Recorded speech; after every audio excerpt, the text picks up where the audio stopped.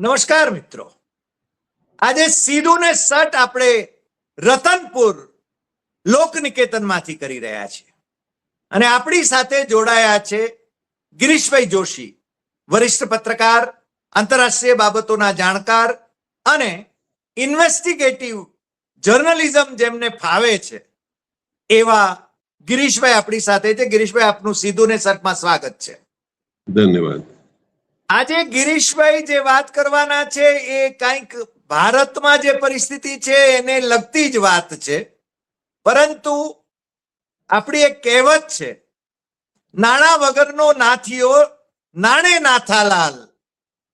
ટ્રમ્પભાઈ અત્યારે ઠનઠન ગોપાલ થઈ રહ્યા છે અને અમેરિકામાં એવી જ કોઈક સંસ્થા જેમાં યહૂદી માલિકો હોય, કંપનીઓના માલિકો હોય, ચીફ એક્ઝિક્યુટિવ હોય, ઇઝરાયલ તરફી હોય, સ્વાભાવિક છે, યહૂદી હોય એટલે યહૂદી લોબી ત્યાં એટલી બધી મજબૂત છે અને ત્યાંના પ્રેસિડેન્ટને પણ એ ફિનાન્સ કરતા હોય. પછી એ પ્રેસિડેન્ટ ગમે તે હોય, ગમે તે પાર્ટીના હોય, એ છે ને ઇઝરાયલ તરફી જ રહેવાના. અને અત્યારે જે માહોલ છે, ઈરાન પર ઇઝરાયલના ઈશારે અથવા ઇઝરાયલના આગ્રહથી, યહૂદી લોબીના આગ્રહથી ટ્રમ્પભાઈએ જે આક્રમણ કરવું પડ્યું અને એમાં છે ને પારોઠના પગલા ભરવા પડ્યા, એની પાછળની જે ભૂમિકા છે એ, અને આપણે ત્યાં જે સંસ્થા અનરજિસ્ટર્ડ છે અને છતાં એનો પ્રભાવ પાથરે છે યહૂદી લોબીની જેમ જ, એની વાત, એનો તુલનાત્મક વાત એ આજે ગિરીશભાઈ આપણી સાથે કરવાના છે. ગિરીશભાઈ, ફરી એકવાર આપનું સીધું ને સટમાં સ્વાગત અને આપ માંડીને વાત કરો એવો અનુરોધ. ગિરીશભાઈ. જી ડોક્ટર સાહેબ, પહેલા તો નાથીઓ નાણાં વગરનો ભાગ્યો કેમ છે એનો થોડોક ઇતિહાસ આપણે જોઈએ તો જે ડેવલપમેન્ટ થયા એ લોકોના બી ત્યાં ગોદી મીડિયાઓ છે એટલે એ બોલતા નથી. હવે તમે 1990 ને 91 ની ગલ્ફ વોરનું કમ્પેરિઝન કરો તો અમેરિકાએ કોઈ પણ ભૂતકાળમાં યુદ્ધ પોતાના પૈસે લડી નથી. એટલે એને ખર્ચો કોણ આપવાનો છે, ઈ ડિગ્રીનો યુદ્ધ કરવો, ઈ એનું આખું પ્લાનિંગ એ લોકો એવી રીતે કરતા. હવે 90-91 જે ગલ્ફ વોર થઈ એની અંદર $61 બિલિયન નો ખર્ચો થયો. એમાં પૈસા કોણે કોણે આપ્યા, ધેટ ઇઝ ઇન્ટરેસ્ટિંગ, કે કુવેતે એમાંથી આપ્યા હતા $17 બિલિયન, સાઉદીએ આપ્યા $16 બિલિયન, દુબઈએ આપ્યા $6 બિલિયન, જર્મનીએ આપ્યા $6 બિલિયન, જાપાને આપ્યા $10 બિલિયન અને $221 મિલિયન સાઉથ કોરિયાએ આપ્યા. એટલે 61 માંથી $55 બિલિયન તો ગામમાંથી ઉઘરાવીને એને યુદ્ધ કર્યો. કમાણો ઈ, હથિયાર એના વપરાણા, માલ એનો વેચાણો અને આ લોકોએ મફતમાં બિલ ફાડ્યું. આ વખતના યુદ્ધમાં તમે જુઓ તો ફરક આ પડ્યો કે નાટોએ પહેલેથી જ પોતાનો હાથ કાઢી લીધો અને એક જ સ્ટેટમેન્ટ આપ્યો કે this is not our war. એટલે ભાઈને અહીંયાથી ખેંચ પડવા માંડી. પછી છેલ્લે ઉઘરાણી કરી આવ્યા તો તમે જુઓ તો સાઉદીમાંથી $600 બિલિયન નું એક પ્લેજ લઈ આવ્યો કે $600 બિલિયન સાઉદી અરેબિયા કીધું અમે અમેરિકામાં રોકશું. એમાં $142 બિલિયન ના અમે આર્મ્સ લેશું. એટલે ઈ સોદામાં અત્યારે 142 ઈ ઉઘરાણી કરી શકે. યુએઈએ 1.4 ટ્રિલિયન ની રોકાણની વાત કરી પણ 10 વર્ષમાં. એમાં ટેકનોલોજી, સેમિકન્ડક્ટર્સ ની બધું હતું. $200 બિલિયન નો કોમર્શિયલ કમિટમેન્ટ આપ્યું પરચેઝનું, એરોસ્પેસ ની બધી છે. પછી કતરથી એને $243 બિલિયન એવિએશન ને એલા પ્લેન ને બધા લીધા, એમાં એને ખર્ચો કર્યો. હવે આ જે ખર્ચો આ વખતનો થયો એમાં એને નાટોએ મના કરી દીધી. હવે ગલ્ફમાં જે એનો રવૈયો હતો કે એનો જે બધું પોલ ખુલી ગઈ કે ભાઈ એના જે બધા હથિયારો હતા એ ખાલી જાહેરાતોમાં જ હારા લાગતા હતા, કામ નહોતા કરતા. એટલે અહીંયાથી પણ એ વિચાર સમજી ગયો કે અહીંયાથી હવે બાકીના પૈસા આવે એની પરિસ્થિતિ. એટલે વચમાં એને એક સ્ટેટમેન્ટ કર્યો હતો કે મેં ગલ્ફ કન્ટ્રીઝને કીધું છે કે યુદ્ધ શરૂ રાખવું, બંધ કરવું હોય તો $2 ટ્રિલિયન આપી દો અને ચાલુ રાખવું હોય તો $4 ટ્રિલિયન આપો. એટલે ભાઈ ઉઘરાણી કરતા હતા કે ગામના કુલા ઉપર જ બંદૂક રાખીને ફોડવાની એની નિયત હતી, પણ આ ફેરે બગડ્યું. હવે બગડ્યું એની પાછળનું એક બહુ મોટું કારણ જે હતું કે અમેરિકાની અંદર એક એવી એજન્સી છે, America Israel public affairs committee, AIPAC. હવે આઈપેક જે છે એમાં લગભગ 18 એવા મેમ્બરો છે જેના નામ બહુ જલ્દી ડિસ્ક્લોઝ નથી થતા, પણ એનો સૌથી મોટો ડોનર જે છે એ જ્હોન ક્યુમી, વોટ્સએપનો ફાઉન્ડર મેમ્બર. પછી લેરી એલિસન, ઓરેકલનો ફાઉન્ડર. પછી હેમ સેલમેન છે, સેબમેન, ઈ પણ એક મોટો એની અંદર ડોનર છે અને મીડિયા મેગ્નેટ ગણાય છે કે મીડિયાને કંટ્રોલ ઈ કરે છે. માર્ક બેનિયોફ છે જે ટાઈમ મેગેઝિનનો માલિક છે, અને પાઉલ સિંગર જે છે એ એલોઇડ કંપની ઇન્વેસ્ટમેન્ટની મોટામાં મોટી જે ત્યાં કંપની એડવાઇઝિંગ છે એનો ઈ ઓનર છે. એટલે તમે વિચાર કરો, એટલે એ લોકોએ પણ ત્યાં આપણે અહીંયા જેમ આરએસએસ અનરજિસ્ટર્ડ એનજીઓ છે જે ગવર્મેન્ટ ઉપર પૂરો દરબો ધરાવે છે, એવી રીતે આઈપેક ને પૂછ્યા સિવાય કોઈ પોલિસી, ફોરેન પોલિસી કોઈ ચેન્જ થાય નહીં. ઇવન ગલ્ફ ઉપરની પોલિસી આઈપેક નક્કી કરે. એટલે એમાં અત્યારે આઈપેકમાં નો વિરોધ ત્યાં થયો એવી રીતે આનો તમે કમ્પેરિઝન જુઓ તો લગભગ ગ્રહો સરખા ચાલે છે આપણા ને એના. અહીંયા આપણે પ્રિયંકા ખડગે નોટિસ કાઢી છે મોહન ભાગવતને કે ભાઈ તમે આવડો મોટા એનજીઓ છો અને ખર્ચો કરો છો તો તમે રજીસ્ટર કરાવો અને હિસાબ આપો. આ જ પરિસ્થિતિ 501(c)(4) જે અમેરિકામાં રજીસ્ટર થયેલી એનજીઓ છે એને પણ ત્યાં કોઈ જાતનો એકાઉન્ટ આપવો નથી પડતો. અત્યારે ત્યાં પણ ઓપોઝિશનનો વિરોધ ચાલુ થયો છે કે ભાઈ તમે અનરજિસ્ટર્ડ એનજીઓ છો તો પછી પૈસા બાંટો છો એનો હિસાબ કોણ આપશે. એટલે હવે એક અવેરનેસ આવવા માંડી છે. હવે એક બાજુ તમારા એનજીઓ ઉપર ખતરો બે બાજુ બેઠું છે, પૈસા આવતા નથી, ગલ્ફ કન્ટ્રીઝ હવે આપે એમ નથી, અને ફોરેનમાંથી નાટોમાં જે એને આશરો હતો કે એ લોકો 2 થી 5% ડિફેન્સ ઉપર વધારે તો બાકીના પૈસા હું લઉં અને હથિયાર આપું.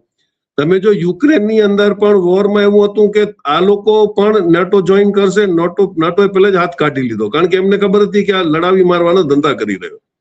મેક્સિમમ અત્યારે જમીનો બિલ ગેટ્સ પાસે અને બ્લેક રોક પાસે યુક્રેનમાં એ લોકોએ સસ્તા ભાવે લઈ લીધી છે. ઈ ગણતરી હતી કે ત્યાં પણ રિવેરા બને અને ભવિષ્યમાં આપણે કન્સ્ટ્રક્શનની અંદર મોટામાં મોટા પૈસા બનાવાય.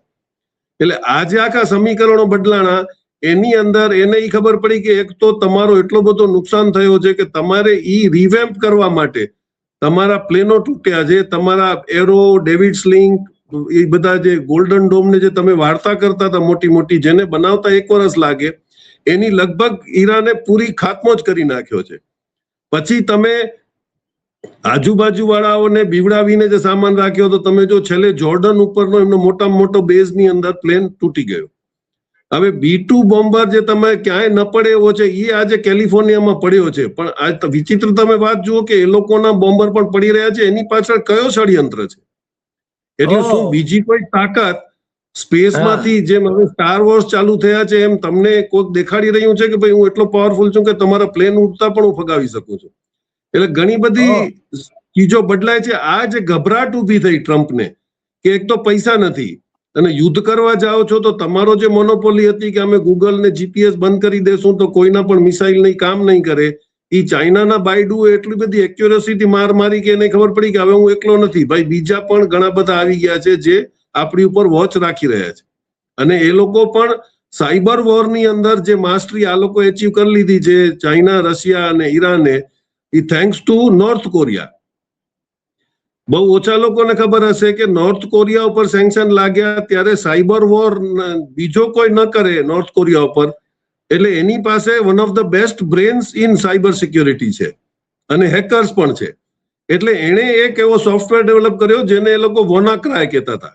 એ વોનાક્રાય સોફ્ટવેર એવું હતું કે જો તમે નોર્થ કોરિયાના કોમ્પ્યુટરમાં ઘૂસવાની કોશિશ કરો તો એ રિવર્સ ટેકનોલોજીથી તમારા કોમ્પ્યુટરમાં ઘૂસી જાય અને તમારા ડેટા હેક કરી લે. હવે ઈ જે સિસ્ટમ હતી કે ભાઈ એટલા એરિયાની અંદર હેક કરી શકે, ઈ મશીનરી અલ્ટિમેટલી રશિયા પાસે સોફ્ટવેર પહોંચ્યો અને રશિયાએ જે તમારી બહુ નાની ક્વોલિટીના જે તમારા ડ્રોન્સ હતા જે ઈરાને ડેવલપ કર્યા હતા, ઈ રશિયાએ બે જે જોઈન્ટ વેન્ચર કર્યું ત્યારે એણે ઈ વોનાક્રાયની એ સોફ્ટવેર એના ડ્રોનમાં લગાડ્યા અને હવે જે થાય છે કે એના ડ્રોન જ્યાં જાય ત્યાં નીચે બધા સોફ્ટવેર ઈ બ્લેન્ક કરી નાખે છે અને એટલે ધારે ત્યાં મારી શકે છે. એટલે તમે જો આખું ઘણું બધું પબ્લિક ડોમેનમાં નથી, પણ આ જે બધું થઈ રહ્યું છે એમાં ગભરાટ તો ટ્રમ્પને જાગી ગઈ છે. એટલે અત્યારે હવે ઇઝરાયલને ડમ્પ કર્યા સિવાય એના પાસે કોઈ રસ્તો નથી. અને તમે જુઓ તો અત્યારે પણ ઇઝરાયલે બહુ ખુલીને એમ કહેવા માંડે છે કે ભાઈ અમારો ઈ MOU નથી, અમે બંધ નહીં કરીએ. અત્યારે ઈરાનથી સ્ટેટમેન્ટ આવે કે ભાઈ અમે અમારું ડિફેન્સિવ તો એક્ટિવિટી ચાલુ જ રાખશું કારણ કે અમને કોઈના ઉપર એતબાર નથી. એનો મતલબ એ છે કે એ લોકો પણ પોતાની રિજ્યુનેટ કરી લેશે એનર્જી પાછી જો માર થયો તો, કારણ કે અમેરિકા પર એતબાર નહીં કરે ઈરાન ઈ નક્કી છે. એટલે આ એક પરિસ્થિતિ થઈ જેની અંદર ટ્રમ્પને વિડ્રો કર્યા સિવાય બીજો છૂટકો જ નતો, કારણ કે એની પાસે પૈસા નથી હવે એટલી જલ્દી ફેક્ટરીઓ ડેવલપ કરી શકતી નથી. આજે જે એ લોકોના મોટામાં મોટા જે એન્જિન્સ અને મશીન્સ ને એરક્રાફ્ટ માટે બનાવે છે, એ કંપનીએ પણ કહી દીધું કે 2030 સુધી અમે પોતાની કેપેસિટી એનહાન્સ કરી શકીએ એમ નથી. એટલે વર્ષમાં એક જો તમારા ડેવિડ સ્લિંગ બની શકતા હોય 6 કે 7 કે 10, તો ઈ તમને તો આ 10 તો ઈરાન એક જ દિવસમાં ઠોકી દે છે. એટલે હવે સિરિયામાંથી, જોર્ડનમાંથી, ગલ્ફમાંથી બધી એક તો એને ત્યાંથી પોતાના બધા સાધનો હટાવી લેવા પડ્યા. પછી એને શિપો ત્યાં રાખે છે, એના પર એટેક થાય છે, એ બોલતો નથી. એટલે શિપો પણ એના એરક્રાફ્ટ કેરિયર ને બધા વિડ્રો થયા છે. એટલે પંગુ તો થઈ ગયો છે, પણ હવે વટનો માર્યો એમ કહી રહ્યો છે કે ભાઈ મને એવું લાગે છે કે પબ્લિક બહુ હેરાન થઈ રહી છે ગલ્ફ ઓઇલ પ્રાઇસના લીધે. એટલે મને એવું લાગે છે કે અમે શાંતિથી વાત કરીએ અને ઈરાનમાં વચલો કંઈક રસ્તો કાઢીએ. આ હાલતમાં એ આવી ગયો છે, પણ ભવિષ્યમાં અત્યારે તાત્કાલિક યુદ્ધ કરી શકે એવી પરિસ્થિતિ નથી.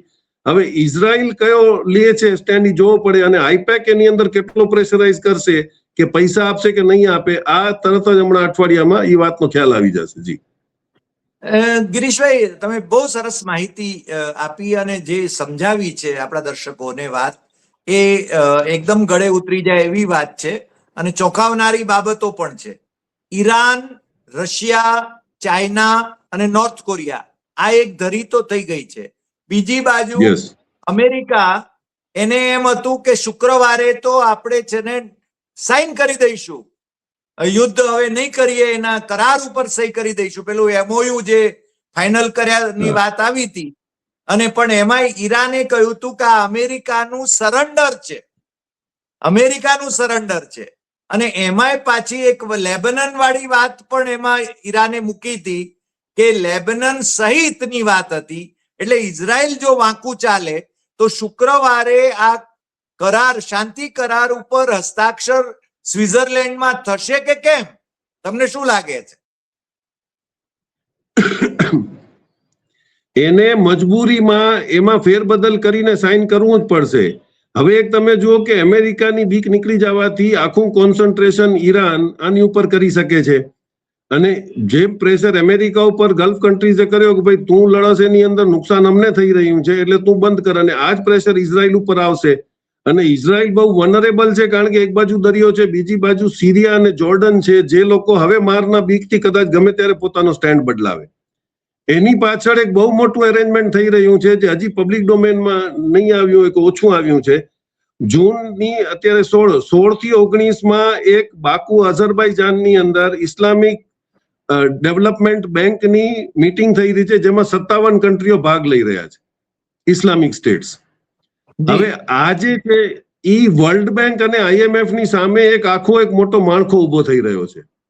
હવે એનું ઇમ્પોર્ટન્સ ક્યાં છે કે પબ્લિક એના પર એતબાર કરશે કે વર્લ્ડ બેંક અને IMF ની સાથે કોઈ પણ લોન આવે એનો રાઇડર આવે કે તમારે આટલા ટેક્સ લગાડવા, આ સબસિડીઓ બંધ કરવી. જ્યારે ઇસ્લામિક ડેવલપમેન્ટ બેંકની અંદર, કારણ કે એ લોકો શેરિયાત લો સાથે ચાલે છે, એટલે વ્યાજ નથી લઈ શકતા. વ્યાજ નથી લેતા એટલે એ લોકો વેન્ચર કેપિટલના હિસાબથી ચાલતા હોય છે.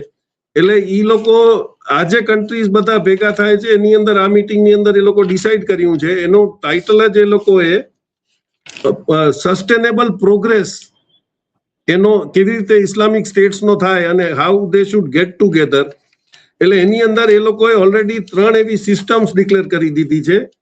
એમાં એના હું નામ આપું, ઇન્ટરેસ્ટિંગ છે. એને એ લોકો સુફુક કહે છે, સુફુક એડવાન્સીસ. હવે એમાં સુફુક અલ ઇજારા એટલે ઈ તમને પૈસા આપશે, લીઝ અને રેન્ટલ ઉપર જમીનમાં તમે કામ કરતા હો તો તમને ઈ ફેક્ટરીની ફાઇનાન્સ કરશે. એટલે ઇનડાયરેક્ટલી એક એમનો શેર પાર્ટનરશિપ છે. પછી ઈ સફુક અલ મુશરાક છે, જેની અંદર પ્રોફિટ શેરિંગ પણ તમે કરી શકો. જો તમે ટેકનિકલ માણસ છો અને પૈસા નથી, અને જો હું ફાઇનાન્સર છું તો હું તમે કેટલો ભાગ આપશો એ રીતે ભાગ ઉપર હું તમને ફાઇનાન્સ કરીશ, અને તમે તમારી ટેકનોલોજીકલ એક્સપર્ટીઝ વાપરી અને કામ કરો. જી એક જ મિનિટ.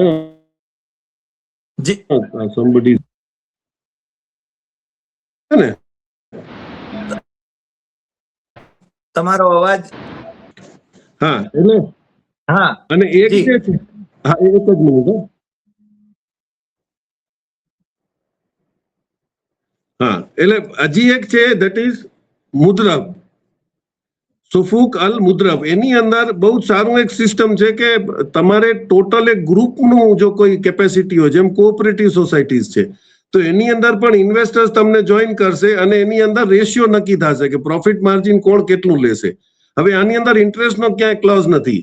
વેન્ચર કેપિટલ તમને ધારો કે આ પ્રોજેક્ટ છે એમાં તમે એમ કહો કે ભાઈ મને અત્યારે જો 50 લાખ રૂપિયા આપો તો હું R&D કરી અને એક ચીજ ડેવલપ કરી શકું છું, એનું બાકાયદા એક એક્સપર્ટ ગ્રુપ ડિસાઇડ કરે અને હી ઇઝ ઓકેડ ફોર ધેટ, અને એને 25 લાખ રૂપિયા વેન્ચર કેપિટલ તરીકે મળશે.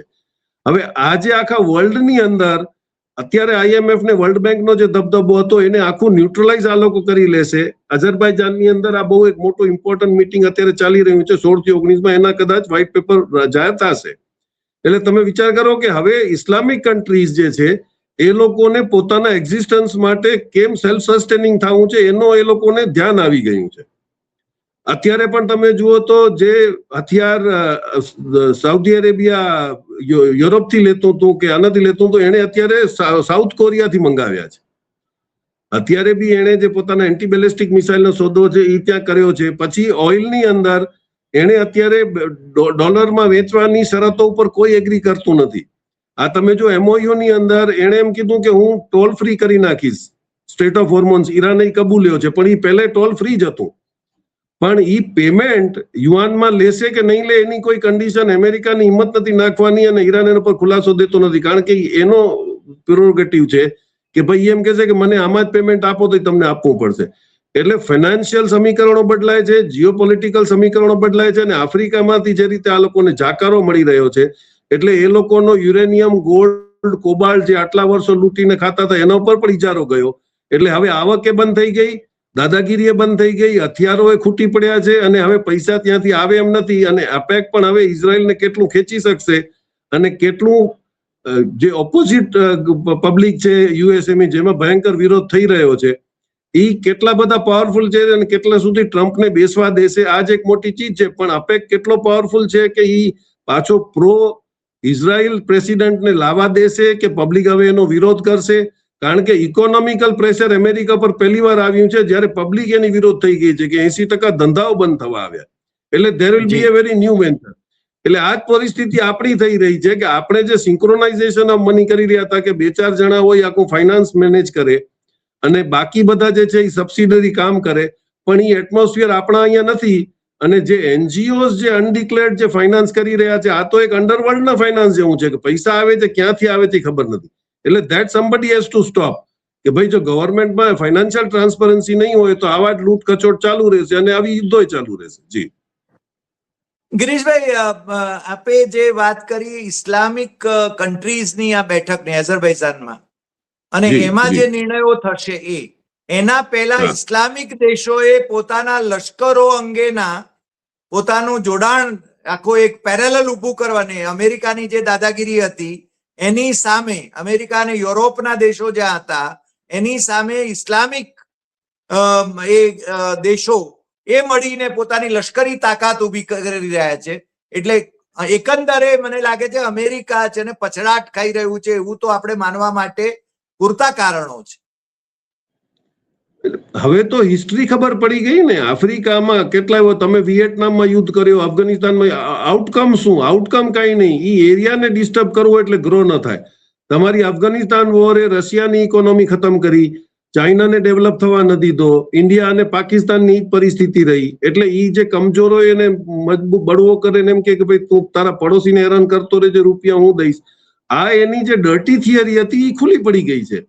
એટલે હવે ગલ્ફને પણ સમજાય છે કે અબ્રાહમ એકોર્ડ કરાવી અને એણે આખા ગલ્ફની અંદર એક વિરોધ મોટો ઉભો કર્યો, અને સિયાસુની અને આજે બધું ઝઘડા લગાડવાના કામ એના છે. એમાં એક રિપોર્ટમાં મેં વાંચ્યું હતું કે આજે મેં તમને નામ આપ્યું છે, જે તમારો મીડિયા બેરન છે હેમિન સેબન અને ટાઈમ્સનો જે છે માર્ક બેનવિટ, ઈ લોકો નક્કી કરે અમેરિકામાં કે કઈ જાતની એડ હવે વર્લ્ડમાં જશે અને પબ્લિકના દિમાગને કેવી રીતે બ્રેન વોશ કરવા છે.